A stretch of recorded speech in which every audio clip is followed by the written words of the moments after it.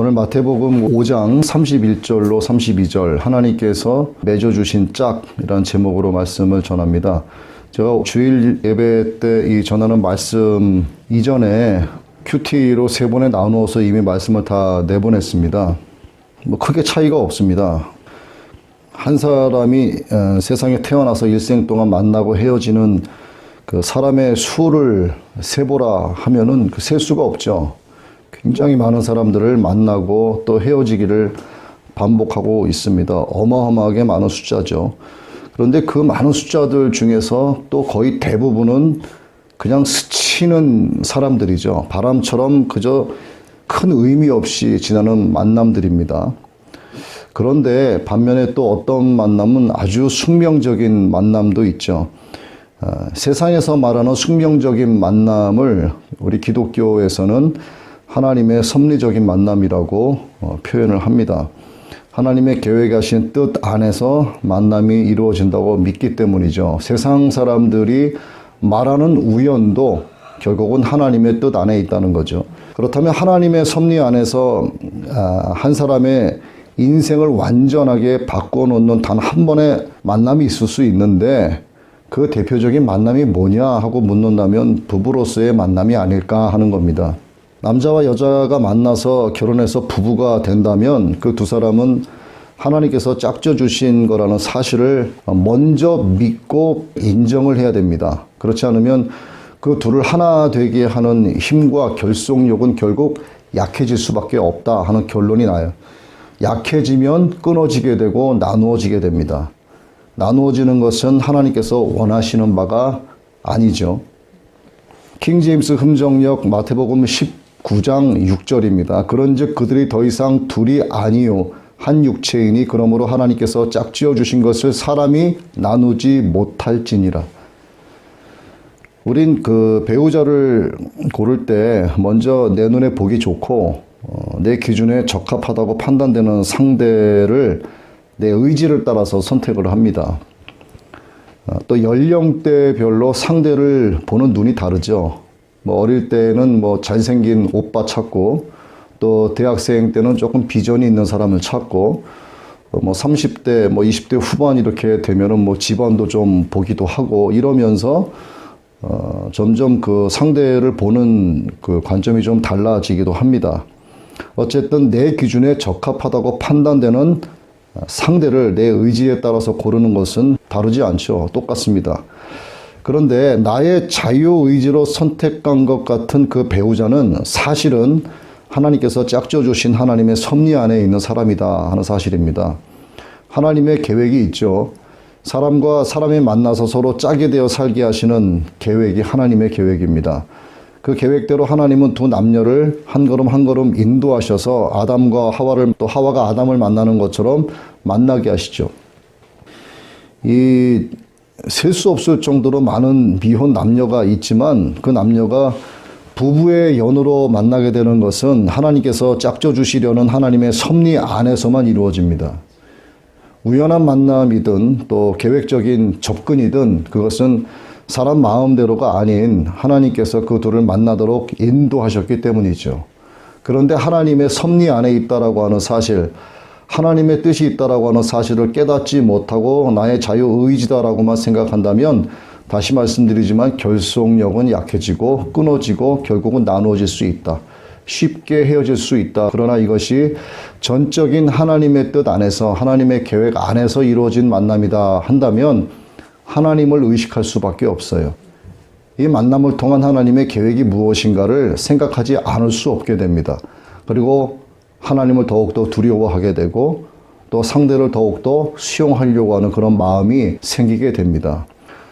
그렇게 해서 두 사람이 만나서 사랑에 빠지게 되면 객관적으로는 별로 호감을 살 만한 모습이 아니어도 자기 눈에는 그 상대가 너무나도 매력적인 모습으로 보이기 시작을 합니다. 그에게는 자랑할 만한 그 무엇도 없지만 왠지 미래에 대한 믿음이 가고 또 상대가 제 눈에 안경이 되면 예뻐 보이고 멋져 보이고 또 그렇게 착해 보이고 믿음직스러워 보일 수가 없습니다. 그렇게 되면 두 사람은 이제 인연으로 발전을 하게 되죠. 인연이 된다는 것은 하나님의 예정 안에 있는 두 사람이 하나님의 뜻대로 움직이는 것을 말합니다. 그래서 마음이 열리고 결혼해서 부부가 됩니다. 그렇게 부부가 되고 나면 마태복음 19장 6절의 말씀대로 사람은 하나님의 허락 없이는 절대로 둘의 관계를 나눌 수 없게 됩니다. 사람이 나누지 못한다는 말씀은 이 말씀이 절대 명령 또 절대 계명에 해당된다는 뜻입니다. 그래서 예외 조항이나 단서가 붙을 수 없다는 거예요. 앞서서 우리가 말씀을 나누었는데 살인하지 말라, 또 형제를 향하여 나가라 하지 말라, 미련하다 하지 말라 이런 말씀을 우리가 나누었는데 자, 살인하지 말라는 이 계명도 누구는 죽여도 좋고 누구는 죽이지 말고 누구는 반 죽일 정도로만 해를 가하라 뭐 이런 뜻이 아니죠. 이거는 예외 조항이 없이 그냥 죽이지 말라는 겁니다. 절대로 죽이지 말라는 거죠. 그리고 죽이면 그 대가를 반드시 지불해야 된다는 내용입니다. 마찬가지로 하나님이 짝지어 주신 것을 사람이 나눌 수 없다는 이 계명도 예외 조항이 붙을 수 없는 하나님의 절대적이고 엄숙하신 명령이 된다는 겁니다. 그런데 하나님께서 절대로 나누지 못한다고 하시니 말씀과는 다르게 이혼과 재혼이 가능한 특별 예외 조항을 신명기 24장 1절에서 2절에서 말씀을 하셨어요.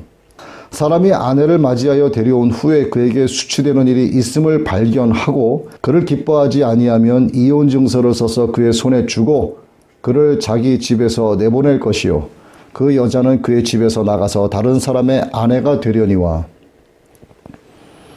그 당시에는 여자를 데리고 사느냐 내보내느냐 하는 이런 모든 권한이 남자에게 있었기 때문에 남성 중심적으로 말씀하신 것입니다. 여기서 수치되는 일을 말하는 것은 이 구절 자체로만 볼 때는 조금 애매모호한 면이 없지 않아 있는데 그런데 예수님은 마태복음 5장 32절에서 이 수치되는 일에 대해서 음행하는 일로 해석을 하셨어요. 누구든지 음행한 연고 없이 아내를 버리면 이는 저로 간음하게 하며 또 누구든지 버린 여자에게 장가드는 자도 간음함이니라. 음행에 관한 문제가 배우자에게 생기면 그러니까 부부가 어떤 정절을 지키지 않고 성적으로 타락을 하게 되면 이혼할 수 있다는 그런 단서 조항을 달아주신 겁니다. 주님은 성적 탈선을 이렇게 수치스러운 일로 해석을 하신 거예요. 사도 바울도 고린도전서 7장 15절에서 이혼의 조건이 되는 하나의 예를 추가했습니다. 그러나 믿지 않는 자가 떠나거든 떠나게 하라. 형제나 자매나 그런 경우에 속박을 받지 아니하느니라. 그러나 하나님은 화평에 이르도록 우리를 부르셨다. 이렇게 이야기를 하면서 다음 16절에서 이렇게 말합니다. 오 아내여 내가 내 남편을 구원할지 어찌할 수 있으리요. 오 남자여 내가 내 아내를 구원할지 어찌할 수 있으리요. 예수님을 믿는 형제가 불신자 자매를 만나서 결혼을 하면 복음을 전하여서 구원에 이르도록 하라는 겁니다. 예수님을 믿는 자매가 반대로 불신자 형제를 만나서 결혼을 하면 복음을 전하여서 그로 하여금 구원에 이르도록 하라는 거죠. 그러나 그렇지 않다면 이혼해도 된다라고 하는 단서 조항을 주신 겁니다. 그렇게 해서 불신자 자매를 만나고 불신자 형제를 만나서 가정을 이루었을 때 그 삶을 통해서 주님의 향기를 흘려보내고 그 향기에 취해서 하나님의 은혜로 주님의 제자가 되게 하라는 말씀인 거죠. 초대교회 당시에 예수님을 믿는 것은 자신의 생명을 내놓는 일이었습니다. 이 시대 우리들의 믿음으로 그들의 믿음을 이해해서는 안 돼요. 우리의 믿음과 그들의 믿음이 똑같다라고 볼 수 없어요. 당시 성도들 대부분은 경제적으로 매우 어려웠습니다. 사회적으로 인정받지 못했던 노예나 또 여자처럼 낮고 천한 신분 취급을 받았습니다. 믿음에 대한 탄압은 두말할 나위도 없었죠. 굉장히 고통스러웠습니다. 이 세상의 마지막 때가 되면 초대교회 성도들이 겪었던 수많은 핍박이 재현될 수 있을 거라고 저는 보고 있어요. 그때 끝까지 믿음을 지키는 성도들이 과연 몇 명이나 남아있게 될까? 그건 알 수 없지만 하나님의 택하신 바 안에 있는 성도들은 다 구원받으리라 믿습니다. 주님 말씀하셨죠. 인자가 올 때 세상에서 믿음을 보겠느냐. 제가 거듭 강조하는 말씀이지만 이 말씀을 하신 이유가 있는 거죠. 주님께서 뭐 심심해서 이걸 농담으로 던지신 말씀이 아니죠. 인자가 올 때 세상에서 믿음을 보겠느냐, 정말 찾아보기 힘들다는 겁니다.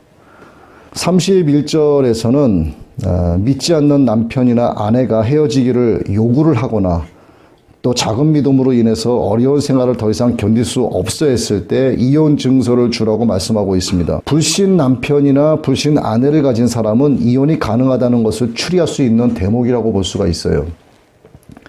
아내가 예수님을 믿는다는 이유로 불신자인 남편이 잦은 충돌을 일으키거나 또 예수 믿는다는 이유로 뭐 잦은 폭력을 행사하는 등의 그런 극한 상황들을 자꾸 만들게 되면 그 아내는 정상적인 신앙생활을 할 수 없게 되죠.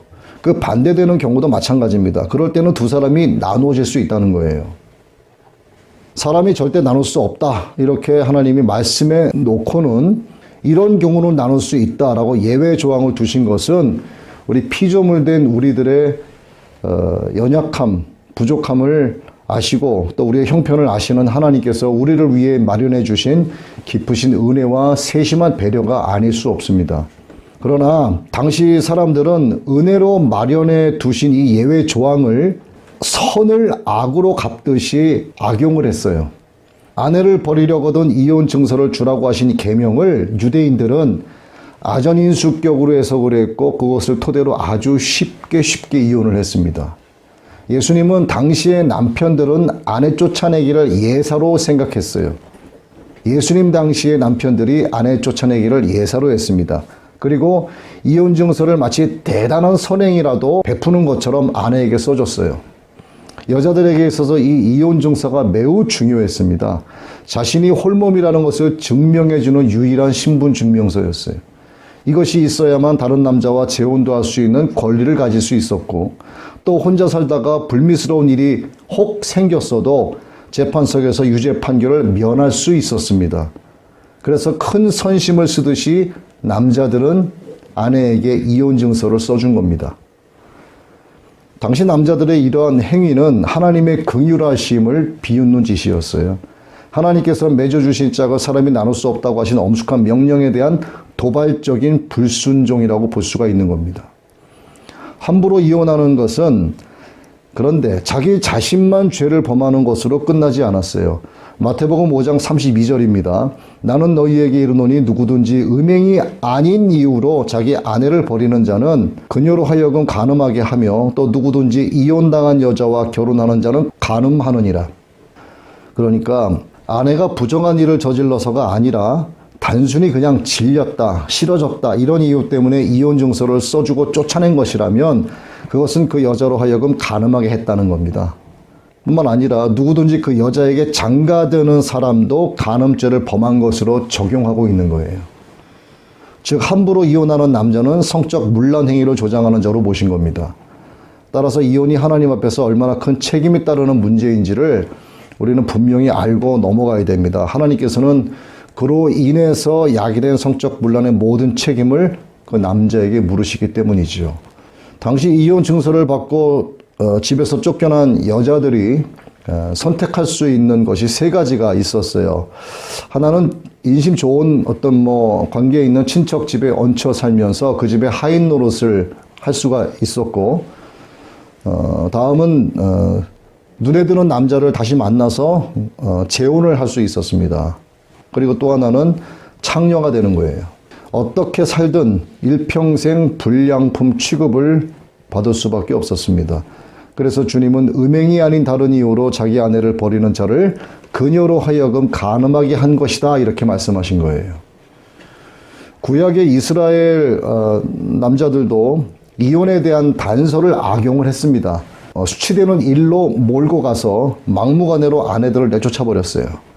그러자 하나님은 말라기 선지자를 통해서 이렇게 말씀하셨습니다.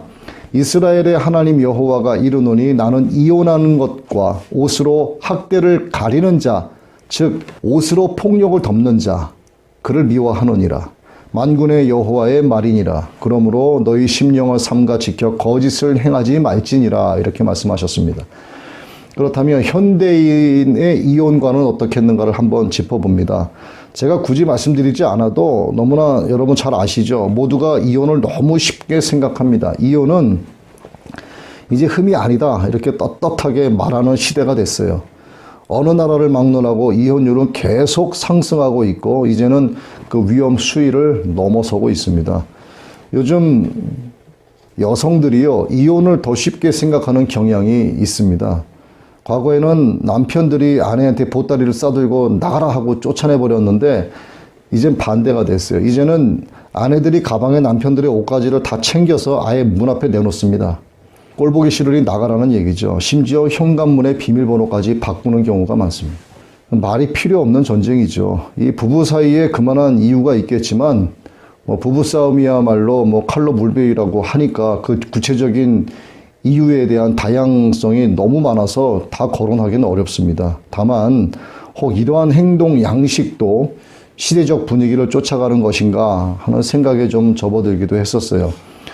오스트리아 출신의 미국 작가이자 경영학자였던 피터 드러커, 그분이 지은 미래의 조직이라는 책이 있는데 이혼율이 점점 높아지는 것은 맞벌이 부부가 자꾸만 늘어나는 이유다 이렇게 적혀 있습니다. 즉 여성들의 경제력 신장이 이혼율 증가의 주요한 원인이 되고 있다는 뜻입니다. 요즘 전 세계적으로 결혼이 줄고 이혼이 늘어나고 있습니다. 그간 참아왔던 이혼이 또 코로나 때문에 급증했다고도 하죠. 우리나라의 경우를 한번 볼까요? 올해 2021년 1분기에 이혼 건수가 25,206건이랍니다. 비교 대상이 되는 작년 1분기에 비해서 3.5% 증가한 수치예요. 그런데 1분기 혼인 건수는 작년 1분기에 비해서 17.6%나 감소를 했습니다.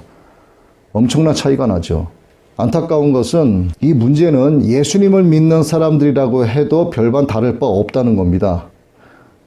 놀라운 것은 예수님을 믿는 사람들이 안 믿는 사람들보다 더 많이 이혼한다는 거예요. 특히 보수주의적인 신앙을 갖고 또 성경이 정확무오한 하나님의 말씀이다 이렇게 신앙 안에 있는 누가 봐도 참 경건의 삶을 살아가는 것 같은 그런 사람들이 그렇지 않은 그리스도인들보다 6%나 더 높은 이혼율을 보였다고 합니다. 참 놀라운 통계죠. 정말 심각한 문제입니다. 물론 부부 사이에 그럴 만한 이유가 있겠지만 그래도 심각한 결과인 것은 부인할 수 없습니다. 저는 이것을 이렇게 한번 생각을 해봤어요. 남자와 여자, 남편과 아내 모두가 정말 하나님 안에서 정말 보수주의적인 신앙을 갖고 똑같이 신앙의 노선을 갖고 길을 간다면 큰 문제는 없을 거라고 봐요. 그런데 남편이나 아내 가운데 한 사람만 올바른 보수주의 신앙을 갖고 신앙의 노선을 따라 가고 있다. 그런데 그 중에 한 사람이 그만한 믿음이 되지 못하고 작은 믿음으로 인해서 그 믿음이 막 부담감으로 다가오게 되면 그와 함께 신앙의 길을 가기가 어려운 거예요. 그렇게 되면 이혼을 요구할 수가 있는 거죠. 긍정적으로 한번 생각을 해본 겁니다. 가정법률 상담소 자료에 의하면 이혼할 경우에 남성들이 내세우는 구실은 주로 아내와의 성격 차이다 이렇게 얘기를 한다고 합니다. 그러나 이것은 가장 보편화된 핑계 같은 이유에 불과한 거죠. 우리가 일상적으로 할 수 있는 가장 쉬운 말이 성격 차이다 이거 아니겠습니까? 배우자가 누가 되더라도 자신과 똑같은 성격을 가진 사람은 전 세계 어디에 가서도 만날 수가 없어요. 물론 성격 차이가 너무나 극단적인 경우도 없지 않습니다. 그럴 경우에 합의에 의해서 갈라서기도 하죠. 그러나 대부분 극단적인 성격 차이는 없어요. 다들 잘 아실 테지만 성격 차이가 없는 부부가 없습니다. 이 세상에 똑같은 성격은 어디에도 없어요. 오히려 서로 다르기 때문에 만나서 사는 게 아닌가 싶습니다.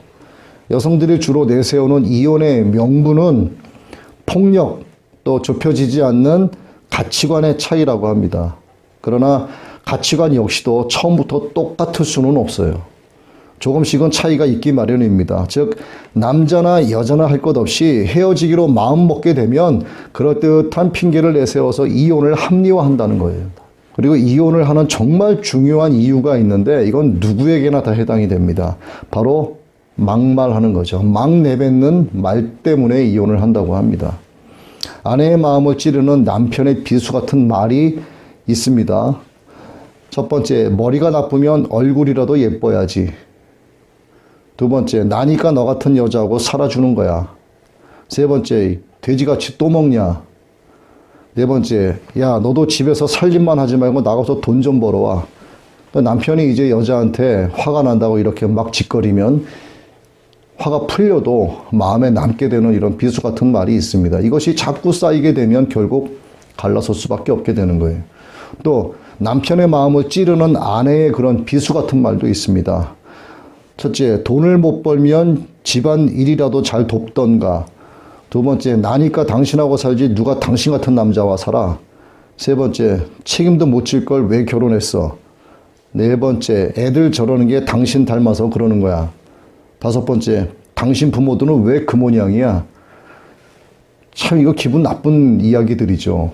이게 화가 풀리고 화해가 돼도 지워지지가 않습니다. 물론 이것 말고도 여러 가지 이야기가 있겠지만 제가 생각해낼 수 있는 건 요거밖에 안 됐어요. 아무튼 이 말들에 여러분 모두가 다 공감하리라고 생각합니다. 드라마에서도 또 영화에서도 자주 나오는 일상적인 그런 부부들의 대화처럼 우리들의 일상에서도 흔히 접할 수 있는 그런 표현들이기 때문이죠. 그러나 이런 말들은 다시 말씀드리지만 마음에서 이게 잘 지워지지가 않습니다. 형제를 향하여 나가라 하는 말이나 미련하다고 하는 말이나 같은 맥락이라고 할 수가 있습니다. 말 한마디 불씨가 돼서 이혼하는 경우가 참 많죠. 이혼하는 당사자들이 겪는 정신적인 피해, 육체적인 피해가 얼마나 큰지 겪어본 사람은 잘 알아요. 저는 잘 압니다, 이거를. 그리고 저뿐만이 아니라 가족에게도 많은 피해를 주고 있죠. 이거 정말 당사자가 아니면 상상조차 못합니다. 이혼하는 사람은 그리고 또 이런 고통이 온다고 합니다. 암, 고혈압, 뇌졸중, 우리에게 잘 알려져 있는 이런 치명적인 병들로 인해서 남들보다 빨리 죽을 확률이 높다고 합니다. 이게 의학적으로 증명된 사실이래요. 그리고 나는 담배를 피우지 않는다 하더라도 담배를 매일 한 갑 이상 피우는 사람만큼 각종 질병에 걸릴 확률이 높아진다고 합니다. 면역력이 떨어진다는 거죠. 정신건강도 파괴된다고 합니다. 정신병동에 가서 치료를 받아야 될 확률도 다른 사람보다 자그마치 10배나 높다고 합니다. 그런데 놀라운 게 뭔지 아세요 또? 이것도 다 옛날 얘기래요, 지금은. 지금은 욜로, 까르페디엠 뭐 이런 거 외치면서 그날 먹고 마시고 취미생활도 하고 싶은 거 다 하면서 돌싱의 인생을 즐기자로 나옵니다. 이 남자 저 남자 막 만나러 다니고 또 남자는 이 여자 저 여자 막 무분별하게 만나면서 그야말로 사냥꾼의 올무에서 벗어난 자유로운 새가 돼서 헐헐 날아다니는 기분으로 산다고들 합니다. 그러나 중년이 되고 나이가 조금씩 들기 시작하면서 외로움을 느끼게 되고 많은 후회를 하게 되는 사람도 많이 있다고들 합니다. 당사자들이 그렇게 돌싱이 돼서 즐긴다 하더라도요, 만약에 그들 사이에 아기가 있었다면, 애가 있었다면 그 자녀들이 입는 정신적인 피해와 정서적인 황폐화는 정말 말로 다 표현할 수가 없죠. 이혼한 가정의 자녀들이 범죄할 확률도 한번 보면 사회적으로 범죄의 뿌리가 될 확률이 정상적인 가정의 자녀들보다 2배가 높다고 합니다. 이것이 사회적인 위기의 근원이 가정에서부터 시작된다는 단편적인 예가 되지 않나 생각하기도 했어요. 가장 기본적인 단위가 깨지고 있는데 어떻게 행복이 있을 수 있고 어떻게 서로 믿고 사는 사회가 형성될 수 있겠는가. 비록 하나님이 짝지어 주신 것을 사람이 나누지 못한다는 명령의 예외 조항이 이처럼 있기는 하지만 그것을 최후의 수단으로 사용해야지 잠깐 어려운 고통을 피하는 도피처로 사용해서는 안 된다는 거죠. 남자와 여자를 짝지어 주신 하나님의 본심이 무엇인가? 나누어지지 말라는 게 하나님의 본심이죠. 자식을 결혼시켜 놓고 살기 싫으면 당장이라도 헤어지려고 하는 부모가 천하에 없죠. 물론 정말 극한 상황의 경우에는 부모가 이혼시키는 경우도 있긴 있습니다. 자식이 오래오래 잘 살고 행복하기를 바라는 게 일반적인 경우죠. 우리 하나님의 마음도 마찬가지 아니겠습니까?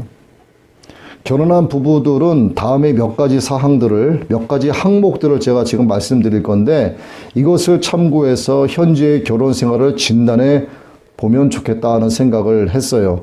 이게 결혼 생활에서 오는 위험 신호들입니다. 첫 번째, 더 이상 둘이서 함께 웃지 않는다. 두 번째, 속마음을 나누지 않고 친구나 지인을 더 많이 찾는다. 세 번째, 집에만 들어가면 무기력해진다. 네 번째, 배우자의 귀가 시간이 기다려지지 않는다.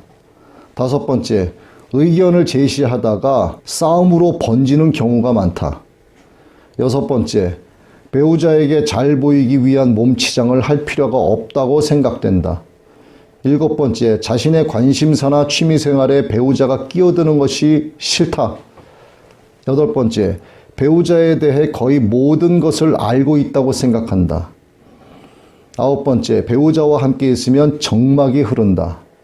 열 번째, 마지막이죠. 배우자와 살아갈 앞날이 그저 캄캄해진다. 여기에서요, 정말 두 가지만 해당이 되면 이미 부부관계에 금이 갔다고 할 수 있습니다. 이런 증세가 지속되면 서로 간에 말문 닫게 되고 비난하게 되다가 경멸하는 마음을 갖게 되죠. 그렇게 되면 결국 특별한 경우를 제외하고는 파탄에 이르게 되는 경우는 100%라고 볼 수 있어요. 이것을 방지하기 위해서 꼭 기억해야 할 것이 한 가지가 있는데 그건 바로 상대를 수용해 주기 위해 노력하는 겁니다. 그런데 사실 수용하기가 쉽지가 않죠. 그렇다면 완전한 배우자는 세상에 없다는 사실을 빨리 깨달아야 합니다. 이게 수용해 줄 수 있는 방법이에요. 이것이 지혜롭고 현명한 부부 생활의 시작이 될 수 있습니다. 그리고 상대를 수용해 주기 위해 노력하는 것 두 번째는 완전한 남편, 완전한 아내는 세상에 눈 씻고 찾아봐도 없다는 것을 빨리 인정해야 돼요. 이것이 상대방을 인정하고 수용할 수 있는 힘이 될 수 있을 겁니다. 그렇게 한다면. 그리고 세 번째, 그저 불완전한 사람끼리 만나서 때로는 옥신각신하기도 하면서 그렇게 조금씩 닮아가면서 사는 것이 인생이다. 이것이 하나님께서 주신 피조물의 인생이다. 이 사실을 그대로 받아들이면 되는 거예요. 이게 제가 이렇게 좀 찾아보니까 애처가의 유형이 나오더라고요. 자, 링컨 대통령 형이 있습니다. 아내에 의한 오직 아내를 위한 남편. 또 케네디 대통령 형이죠. 아내가 나에게 무엇을 해줄 것인가를 바라지 말고 내가 아내에게 무엇을 해줄 것인가를 생각하라. 그다음에 박정희 대통령 형이죠. 나는 아내를 행복하게 해주기 위한 역사적 사명을 띠고 이 땅에 태어났다. 그다음에 철학자 소크라테스 형, 내 아내만을 알라. 그다음에 철학자 데카르트 형, 나는 아내만을 생각한다. 그러므로 나는 존재한다. 그다음에 제퍼슨 대통령 형, 아내가 아니면 죽음을 달라. 아마 결혼해서 한 2년 이상 살아가는 부부 관계에서 여자에 대해서 이렇게 생각하는 사람이 단 한 사람이라도 있을까 생각을 해보기 저는 하나도 없다고 봐요. 물론 아내도 마찬가지겠죠. 또 영상을 통해서 혹시 이런 말씀을 듣는 분 가운데 나는 아닌데 하는 분들도 계시긴 계시겠죠. 아무튼 눈 씻고 찾아보기 힘든 예가 아닌가 싶습니다. 이런 남편분들이 얼마나 계실지는 모르겠습니다만 처음 만났을 때나 신혼 때는 아마도 지금 말씀드린 위의 항목들 중에서 몇 개 정도는 해당됐을 거라고 봐요. 두 사람은 처음에는 서로 죽고 못 살 정도로 사랑하기 때문에 자기들은 완전한 관계로 지속될 거라고 생각을 합니다. 그런데 얼마 안 가서 자기들 눈에서 콩깍지가 뚝뚝 떨어지게 되면 서로의 성격과 성품에 대한 단점들이 보이기 시작을 합니다. 그리고 객관성을 들거나 주변 사람들을 끌어들이면서 배우자를 비교하고 분석하기 시작을 해요. 비교는 불행의 시작입니다. 기쁨을 빼앗아가는 게 비교예요. 그 배우자를 다른 사람과 절대로 비교해서는 안 되는데 비교를 한단 말이죠. 그리고 말합니다. 내가 눈에 콩깍지가 씌었지. 저런 거 하고 결혼해서 살다니. 이렇게 되는 데까지 걸리는 시간이 얼마나 걸리겠는가? 불과 얼마 안 걸립니다. 아주 짧은 시간이죠. 어느 부부도 전 예외가 없다고 봐요. 불완전한 두 사람은 그렇게 만나서 불안정한 상태로 일평생을 살아가게 됩니다. 그래서 조금씩 수용하는 것이 좋다는 거죠. 그러다가 불안정 상태가 심화되기 시작하면 갈라서기 시작을 합니다. 자기가 불완전하면서 남에게 완전을 요구하는 것은 자기 모순이고 극단적인 이기주의에 해당이 되죠. 그래서 정말 쉽지 않겠지만 서로의 불완전성을 어느 정도는 인정하고 다시 말씀드리지만 수용해 줘야 한다는 겁니다. 그러나 상대가 수용해 주기를 바라는 그 사람도요, 자신이 고집부리면서 살아왔던 그것을 고치도록 정말 노력을 해야 돼요. 쌍방이 노력을 해야 됩니다. 박수 소리가 나려면 양손이 마주쳐야 하는 것처럼 서로 개선하기 위해서는 남편과 아내 양쪽 모두가 노력을 해야 됩니다. 쉽지는 않겠지만 이렇게 해야만 우리를 짝지어 주신 하나님의 은혜를 따라서 한 생을 행복하게 살아갈 수 있다 하는 거죠. 여러분, 그리고 또 여러분의 자녀들이 짝지어 주시는 하나님의 은혜를 따라서 한 생을 행복하게 살아가게 되시기를 예수 그리스도의 이름으로 축복합니다.